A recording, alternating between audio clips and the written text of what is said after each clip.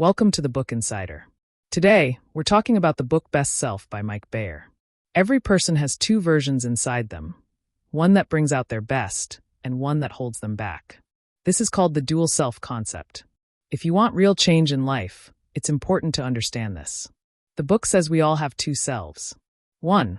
Best self. This is when you think with your heart, act with love, wisdom, and honesty. You know your goals, you're confident, and you treat others and yourself with kindness. You feel clear, peaceful, and full of energy. 2. Anti-self. This version shows up when you're scared, confused, or feeling negative emotions like jealousy, guilt, shame, insecurity, or anger. It makes you impulsive, causing you to make bad choices and hold yourself back. It becomes your biggest obstacle. Think about times you avoided doing something just out of fear, or kept delaying something even when you knew it was important. That's your anti-self taking control. It tells you things like, you'll fail, or what will people think, and eats away at your confidence. But when your best self is active, everything feels different. You're motivated, unafraid to take big steps, aware of your thoughts and feelings, and can manage them well. You act with purpose. The real challenge? We constantly switch between these two versions, confident one moment, fearful the next. Sometimes we judge ourselves so harshly, we start believing the anti-self is who we really are. But that's not true. The anti-self is just a shadow built from stress, fear, and past pain. Take an example. You have to give a presentation. If your anti-self is active, you'll think, what if people laugh? Or what if I forget my lines? But if your best self steps in, you'll think, I've worked hard. I'm capable. This is my chance to express myself. Understanding this concept doesn't mean you need to fight or ignore your anti-self. You just need to notice it. Once you recognize it, you can stop and choose to act from your best self instead. It's like meditation. You observe your reactions without judgment. When you notice fear is driving you, you can pause and say, this isn't my truth. Often we react from our anti-self with others too, getting defensive or attacking when something hurts. But if you pause and ask yourself, is this coming from fear or love? You'll respond more calmly. A powerful thing about the best self is that it acts with intention. It makes decisions by thinking long-term. The anti-self, on the other hand, wants quick comfort, like mindless scrolling, avoiding responsibilities, or blaming yourself to avoid discomfort. So how do you strengthen your best self? The answer is awareness and practice. Every day, start noticing your thoughts and actions. Ask yourself, is this coming from my best self or anti-self? Slowly, you'll see your best self grow. Spending time with your best self, through journaling, meditation, deep breathing, gratitude, or actions based on your values, helps you feel inner peace, clarity, and makes decision-making easier. Most importantly, you start to feel connected to yourself. No more confusion about who you are or what you want. But when your anti-self is in control, you feel disconnected from yourself, others, and your purpose. Everything feels unfair and hopeless. But the truth is, change is possible when you recognize these two energies inside you and choose which one to activate. That choice is where your transformation begins. Now you might be thinking, can I always stay in my best self? Maybe not, but you can keep returning to it. The sooner you catch your anti-self in action, the faster you can shift back to your authentic self. That's the journey, falling again and again, but still moving towards your best version. If you like our free summaries, you can subscribe to our channel, become a member, or support us via UPI. Now let's get back to the summary.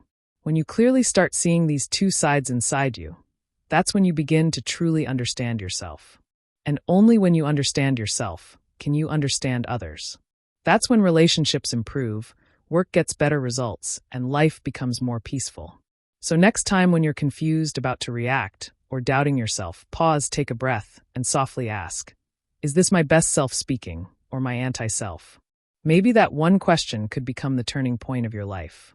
Real power comes when you start listening to both voices inside you, and then consciously choose which one to follow. Every person has two versions inside, one that makes them proud, and one that leads to regret. Now imagine if you could clearly picture these two selves, give them names, imagine how they look, understand their habits and reactions. That's the concept of creating your character.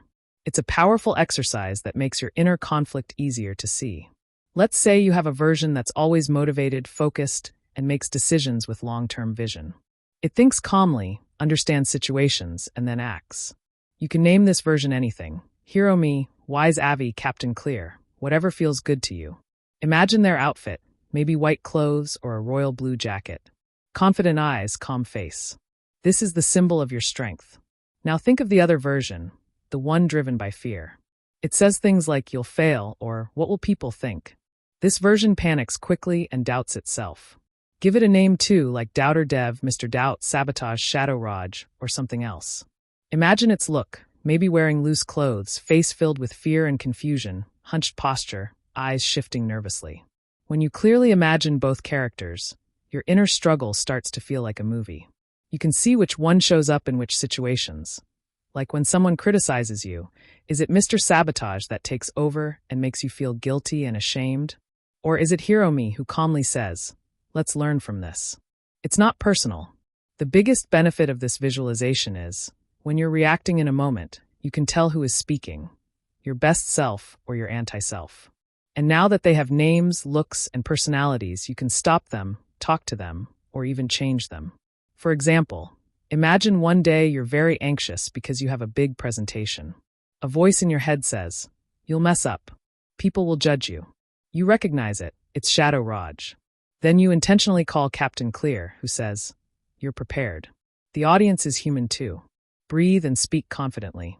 That switch is what gives you power.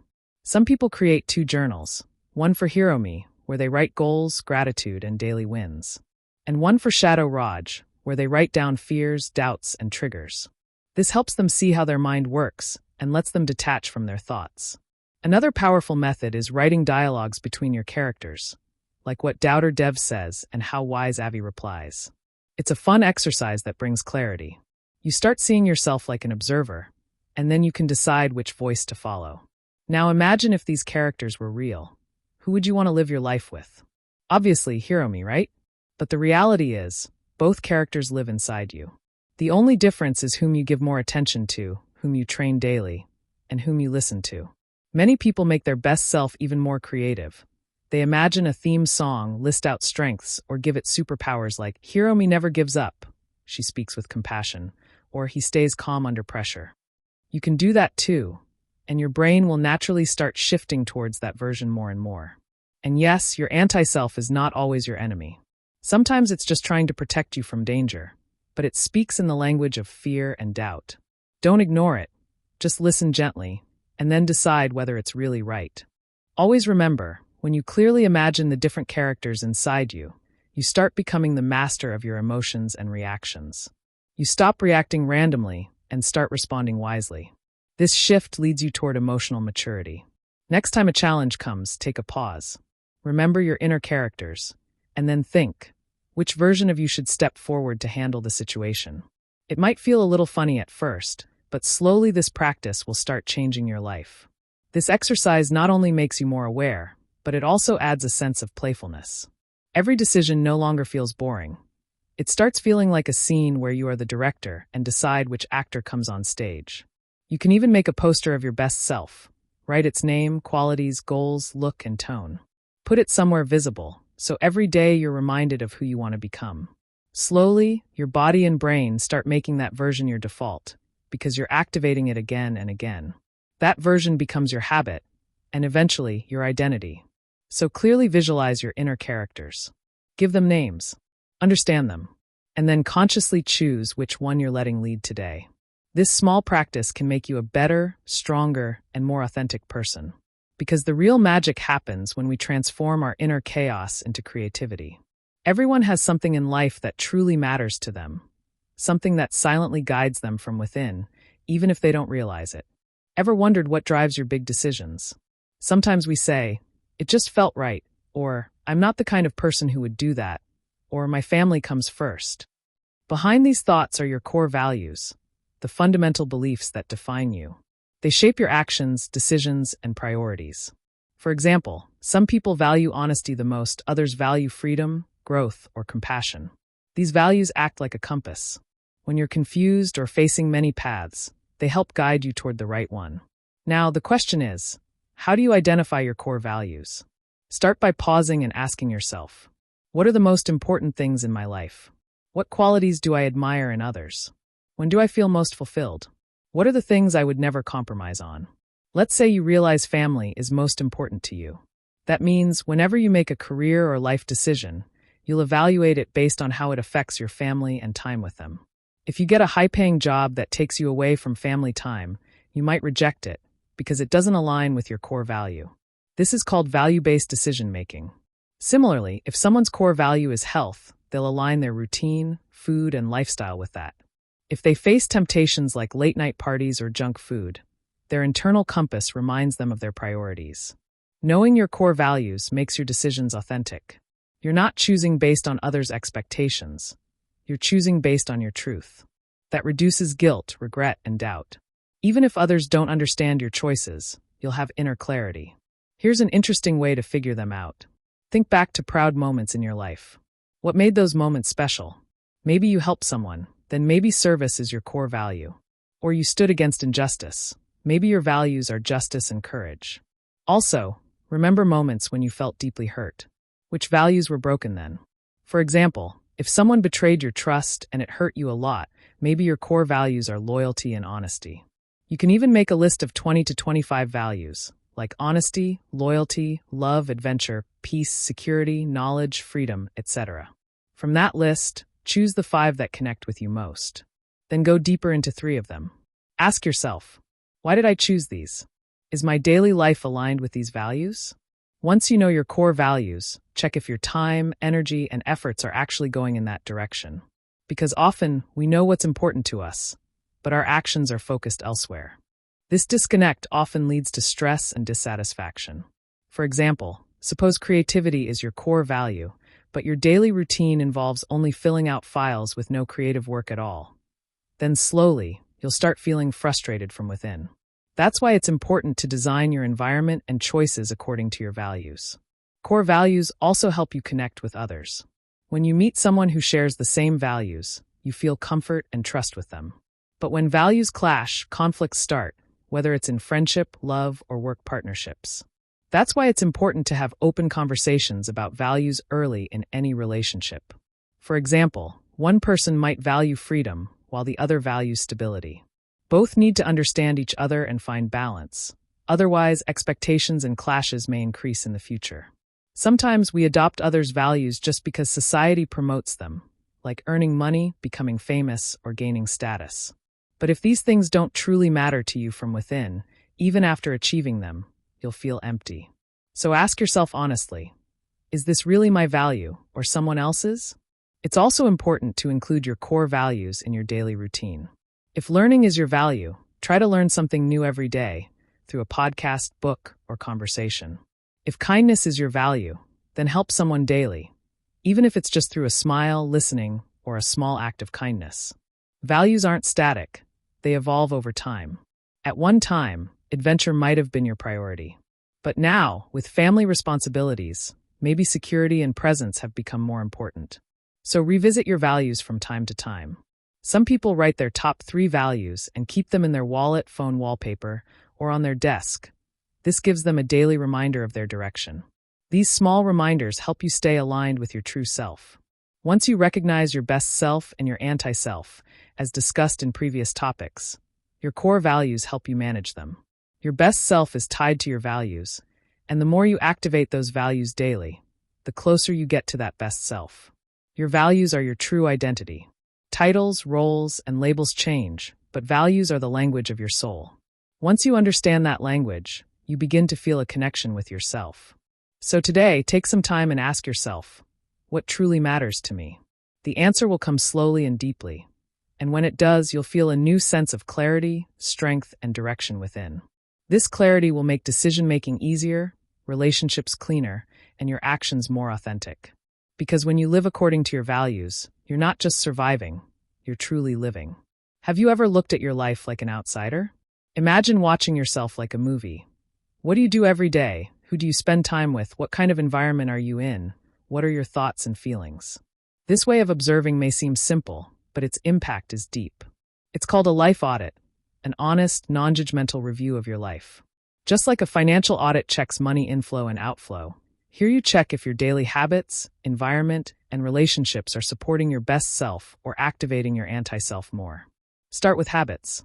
Think, what's the first thing you do after waking up? Do you scroll your phone or meditate for a while? What do you eat during the day? How much water do you drink? How much physical activity do you get? Do you speak kindly to yourself or think negatively about yourself all day? Every small habit activates either your best self or anti-self. If you write gratitude, exercise, or do mindful breathing in the morning, these habits ground you, make you intentional and loving. But if your day starts with stress, doom-scrolling news, or jumping into purposeless tasks, your anti-self, impulsive and fearful, becomes more active. Now let's talk about your environment. Your physical and emotional environment affects your behavior a lot. If your space is messy, noisy, and distracting, your mind will feel scattered too. But if your space is calm, organized, and a little inspiring, you'll feel focused and clear. Emotional environment matters just as much. Do you live in a place where you can express your feelings? Is there more support and less judgment around you? If your environment constantly makes you anxious or drained, it might be blocking your growth. Now comes the most important part, relationships. Who do you spend most of your time with? Do they uplift you? Do the people around you inspire you or constantly drain your energy? Do they help you become your best version or pull you down again and again? There's a powerful quote. You are the average of the 5 people you spend the most time with. So think, who are those 5 people in your life, and how are they impacting you? A good way to do a life audit is to divide things into 3 categories: supportive, neutral, and draining. Supportive people or habits are the ones that motivate you, respect your dreams, and support your growth. Like a friend who listens without judging, or a daily routine that keeps you centered. Neutral ones don't help much, but they don't harm either. Draining ones consume your energy, like toxic friendships, endlessly scrolling social media, or habits that give short-term pleasure but long-term guilt. But don't think life audit means you have to change everything all at once. It's about awareness. First, identify where change is needed, then slowly bring in small shifts. For example, if you feel that your daily screen time is killing your creativity, create a strategy to reduce it. If a friend always complains and you feel exhausted after every conversation, maybe it's time to set some boundaries. Another part of the audit is your mindset. What do you say to yourself? Do you mostly listen to your inner critic or your inner coach? Do you make decisions out of fear or with courage? A mindset audit helps you see if your beliefs are helping you or hurting you. Beliefs like, I can't do this, I'm not lucky, or people don't get me can hold you back. But beliefs like, I can learn, this is a chance to grow, or I'll move at my own pace can empower you. Feeling guilty during a life audit is normal, but it's not necessary. This is not about blaming, it's about getting clarity. Sometimes we stay stuck in things just because they've become habits, even if they don't serve us anymore. But when we look at ourselves with compassion, change becomes possible. A life audit is like emotional decluttering. Just like cleaning your room brings lightness, distancing yourself from toxic patterns and people brings fresh energy. That doesn't always mean cutting people off. Sometimes just being aware shifts the dynamic.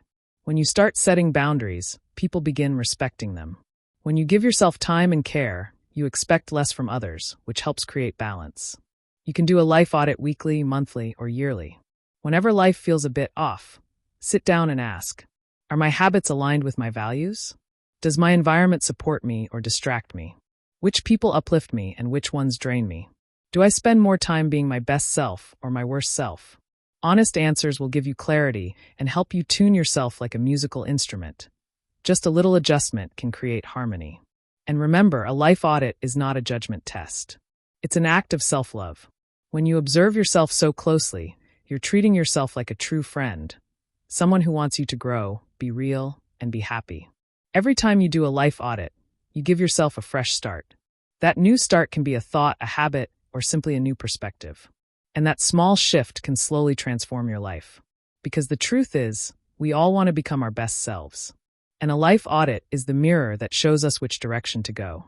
Ever wondered how our identity is formed, who we are, how we think, and how we feel? It doesn't happen overnight. We didn't become this way in one day. It's the result of tiny daily decisions and actions. Author Darren Hardy explains this in his concept, how daily decisions and discipline deeply shape our lives and personalities. Now imagine, every morning you have 2 choices. Snooze for 30 more minutes or wake up and do a short stretch to start your day with some energy. One decision won't change your life today, But if you keep repeating the same decision daily, over time it shapes your identity. That's the power of consistency. And no, it's not magic. This is a simple but powerful version of discipline. Discipline doesn't mean a boring routine.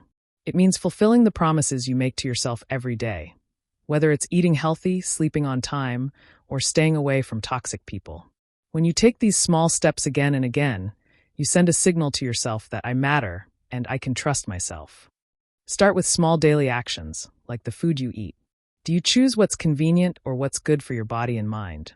When you regularly pick food that's good for you, you not only improve your physical health, but also build willpower and discipline. Language is also a small but powerful part of daily decisions. How do you talk to yourself? Do you often criticize yourself? I can't do this. I'm useless. I don't have time? Or do you uplift yourself? I'm trying. I'm learning. I'm capable? The language you use with yourself shapes your identity. And this same language shows up in how you deal with others too. Your relationship with time is also part of daily discipline. Do you keep delaying your important tasks, or do you act based on your priorities? You don't need to be super productive every day. But if you use your time with a little bit of intention, you learn to value yourself. And this consistent effort gives your life direction. Now let's talk about people. Who do you spend your time with every day? Are they people who drain your energy or ones who inspire you and help you grow? Talking to someone is also a decision. And that decision either takes you closer to your best self or further away from it. Discipline doesn't mean being perfect every day. It means being aware and aligning yourself with your core values again and again. Author James Clear emphasizes that every small decision, whether it's food, how you talk, time management, or relationships, slowly shapes your identity. Let's take a simple example. Someone decides to write in a journal for 10 minutes every morning. At first, it may feel boring. You might feel like quitting. But if that person stays disciplined and writes every day, after a few weeks, they'll become more clear, calm, and self-aware. That's not a miracle. It's the result of small, consistent actions. We often want big changes, a better job, a fitter body, deeper relationships. But all of that is only possible when we pay attention to small daily choices. Every day we face tiny decisions. Should I use my phone less? Should I express my feelings honestly? Should I finally do that task I've been avoiding? Should I give my body the rest it needs? James Clear says every decision is a vote for your identity. Each time you make a choice, you're voting for either your best self or your worst self.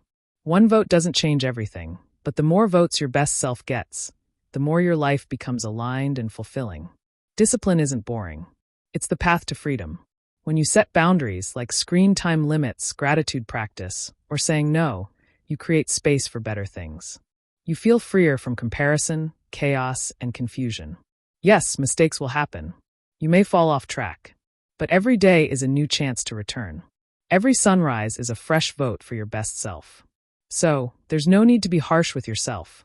Just try to stay consistent. Another strong part of discipline is delayed gratification. Just because something feels good now doesn't mean it's good long-term, like scrolling on social media, eating junk food, or winning an argument.